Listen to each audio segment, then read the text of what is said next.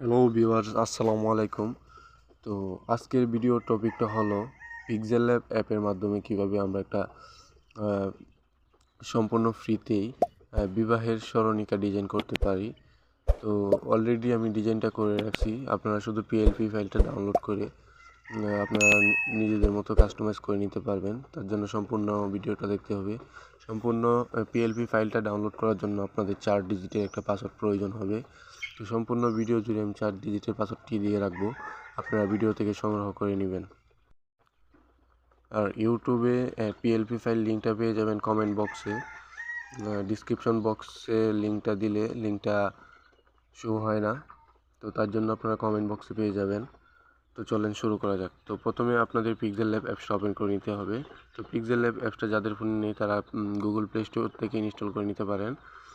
তো তারপর আমি ওপেন করছি, তারপর আমার এখানে পিএলপি ফাইলটা দেওয়াই আছে। তো আপনাদের এখানে এভাবে থাকবে না, আপনাদের এখানে প্রথমে এরকম থাকবে।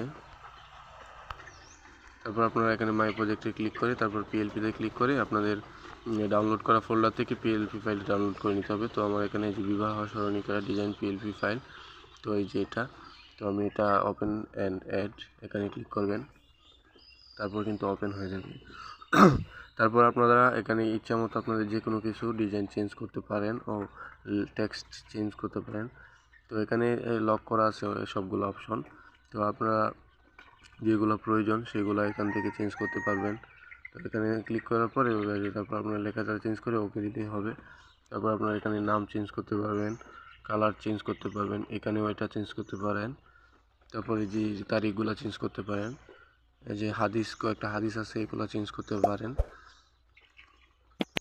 যে বিবাহ স্মরণিকা এগুলো চেঞ্জ করতে পারেন। সব কিছুই আপনারা নিজেদের মতো কাস্টমাইজ করতে পারেন। তো ভিডিওটি ভালো লাগলে সবাই ভিডিওতে একটি লাইক করে দিবেন, চ্যানেলটি সাবস্ক্রাইব করবেন ও কমেন্ট করে যাবেন। ধন্যবাদ সবাইকে।